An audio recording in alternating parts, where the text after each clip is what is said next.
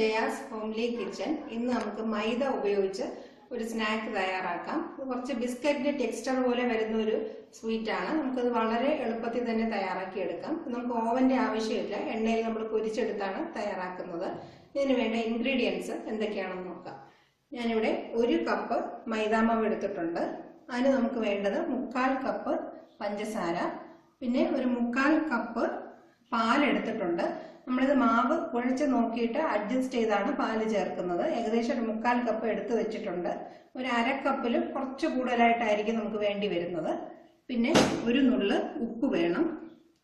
പിന്നെ ഞാനിവിടെ 2 table spoon butter എടുത്തിട്ടുണ്ട്. അൺസോൾട്ടഡ് ആണ് എടുത്തിട്ടുള്ളത്, അതുകൊണ്ടാണ് ഉപ്പും കൂടെ ചേർക്കുന്നത്.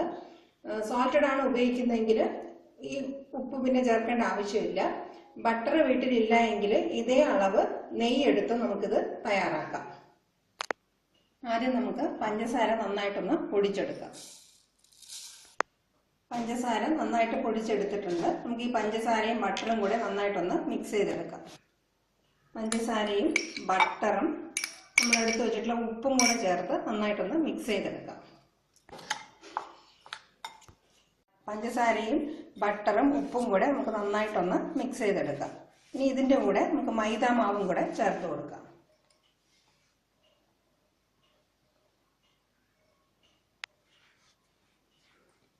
ഈ ബട്ടർ മൈദാമാവിലെല്ലാം പിടിച്ചെടുക്കുന്ന രീതിയിൽ നന്നായിട്ടൊന്ന് മിക്സ് ചെയ്ത് കൊടുക്കുക.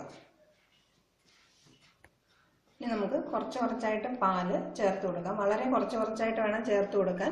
നമുക്കിത് ചപ്പാത്തി മാവിൻ്റെ പരുവത്തിൽ വേണം കുഴച്ചെടുക്കാനായിട്ട്. ഒരുപാട് ലൂസായിട്ടുള്ള ഒരു മാവ് നമുക്ക് ആവശ്യമില്ല. ഏകദേശം ചപ്പാത്തിയുടെ പരുവായിട്ട് കുഴച്ചെടുത്തിട്ടുണ്ട്. ഞാനിവിടെ 1 കപ്പ് മൈദാമാവും 1/4 കപ്പ് പഞ്ചസാരയാണ് ചേർത്തിട്ടുള്ളത്. ഇത് ഏകദേശം നല്ലൊരു മധുരം കാണും. 1/2 കപ്പ് ആയാലും ആവശ്യത്തിനുള്ള മധുരം കാണും. ഇപ്പം നമ്മൾ 1/4 കപ്പ് പഞ്ചസാര ചേർത്തിട്ടുള്ളത് കൊണ്ട് പാലധികം വേണ്ടി വന്നില്ല. ഒരു 1/4 കപ്പ് അടുപ്പിച്ച് നമുക്ക് ആവശ്യമുള്ളൂ. അഥവാ മധുരം കുറയ്ക്കുകയാണെങ്കിൽ നമുക്ക് കുറച്ചും കൂടെ പാൽ ആവശ്യം വരും. 1/4 കപ്പിൽ നിന്നും കുറച്ച് കൂടുതലായിട്ടും. അപ്പോൾ അത് അഡ്ജസ്റ്റ് ചെയ്ത് വേണം ചേർക്കാനായിട്ട്. നമുക്ക് മാവ് ഏകദേശം ഈ ഒരു ഇത്രയും ടൈറ്റായിട്ട് വേണം കിട്ടാനായിട്ട്. ഒരു ചപ്പാത്തി മാവിൻ്റെ പരുവത്തിലായിട്ട് കുഴച്ചെടുക്കുക. എല്ലാം നന്നായിട്ട് ചേർത്ത് ഒരു ഉരുട്ടിയെടുക്കുന്ന പരുവത്തിലായിട്ട് തയ്യാറാക്കി എടുക്കുക. ഈ ബിസ്ക്കറ്റിന്റെ കൂട്ട് പാല് കൊണ്ട് തന്നെ കുഴച്ചെടുക്കുക. വെള്ളം കൊണ്ട് നമ്മൾ കുഴക്കുകയാണെങ്കിൽ ഇത്രയും സോഫ്റ്റ് ആയിട്ടും അത്രയും ടേസ്റ്റ് ആയിട്ടും കിട്ടത്തില്ല.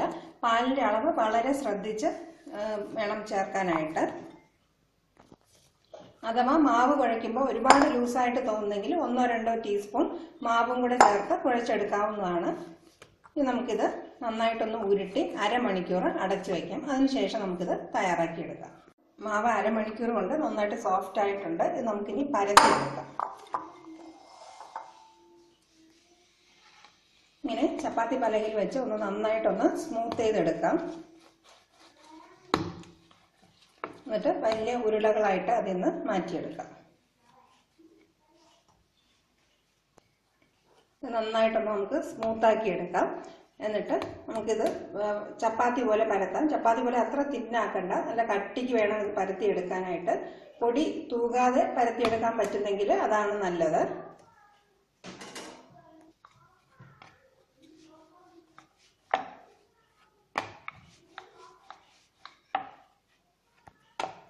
ഇങ്ങനെ നല്ല കട്ടിക്ക് പരത്തിയെടുക്കാം.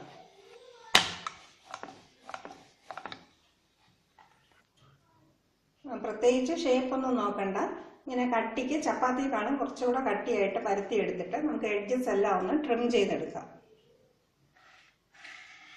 ഈ മാവ് നമുക്ക് പിന്നെയും പരത്താനായിട്ട് ഉപയോഗിക്കാം.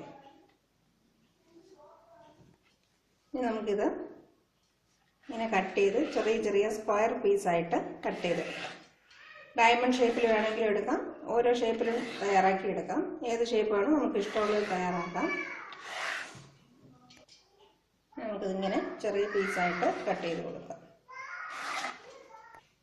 ഇങ്ങനെയെല്ലാം കട്ട് ചെയ്ത് വെച്ചിട്ടുണ്ട്. ഇനി നമുക്ക് ഓരോന്നായിട്ട് ഇങ്ങനെ കത്തി കൊണ്ട് പതുക്കെ തെന്നിയെടുക്കാം. ഇങ്ങനെ ഉണക്കി മാറ്റാം. കട്ട് ചെയ്ത് വെച്ചതിൽ ഞാനൊരു പ്ലേറ്റിലേക്ക് മാറ്റിയിട്ടുണ്ട്. എണ്ണ ചൂടാക്കാനായിട്ട് വെച്ചിട്ടുണ്ട്. ഏത് കുക്കിംഗ് ഓയിൽ വേണമെങ്കിലും ഉപയോഗിക്കാം. വെളിച്ചെണ്ണ അത്ര ചേരത്തില്ല. ബാക്കി ഏത് ഓയിൽ വേണമെങ്കിലും ഉപയോഗിക്കാം. എണ്ണ നന്നായിട്ട് ചൂടാണ്. നല്ല തിളച്ചതിന് ശേഷം ഫ്ലെയിം ഫുള്ള് കുറച്ച് വെച്ചിട്ട് വേണം ഇത് പൊരിച്ചെടുക്കാനായിട്ട്. എണ്ണ നന്നായിട്ട് ചൂടായിട്ടുണ്ട്. നമുക്ക് ഓരോന്നായിട്ട് ഇതിനകത്തെടുത്ത് ഇട്ട് കൊടുക്കാം. ഫ്ലെയിം നല്ല തിളച്ചതിന് ശേഷം കുറച്ച് വയ്ക്കുക.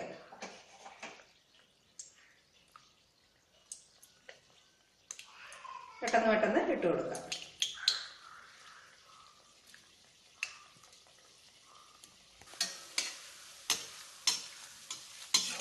ബിസ്ക്കറ്റ്സ് എല്ലാം അതിനകത്ത് ഇട്ടതിന് ശേഷം ഫ്ലെയിം കുറച്ച് നമുക്ക് കൂട്ടി വയ്ക്കാം. ഒരു മീഡിയം ഫ്ലെയിമിൽ വെച്ച് നന്നായിട്ട് പൊരിച്ചെടുക്കാം. ഒരിക്കലും ഹൈ ഫ്ലെയിമിൽ വയ്ക്കരുത്. ഹൈ ഫ്ലെയിമിൽ വയ്ക്കുകയാണെങ്കിൽ ഇത് പെട്ടെന്ന് നിറം മാറും, അകത്തൊന്നും വെന്ത് കിട്ടത്തില്ല. നമുക്കിത് നന്നായിട്ട് മൊരിയിച്ചെടുക്കാം. നന്നായിട്ട് നിറം മാറി വരുന്നുണ്ട്. നല്ല ഗോൾഡൻ കളർ ആകുമ്പോൾ നമുക്കിത് മാറ്റാം. നമ്മളിപ്പോൾ പൊരിച്ചെടുത്ത ഉടനെ നല്ല സോഫ്റ്റ് ആയിരിക്കും. കുറച്ച് സമയം കഴിഞ്ഞ് നന്നായിട്ട് തണുക്കുമ്പോൾ നല്ല ക്രിസ്പി ആവും. നല്ല ഗോൾഡൻ കളർ ആയതിനു ശേഷം നമുക്കിത് മാറ്റിയെടുക്കാം. നന്നായിട്ട് ഗോൾഡൻ കളർ ആയിട്ടുണ്ട്. ഇനി നമുക്കൊരു പ്ലേറ്റിലേക്ക് മാറ്റാം.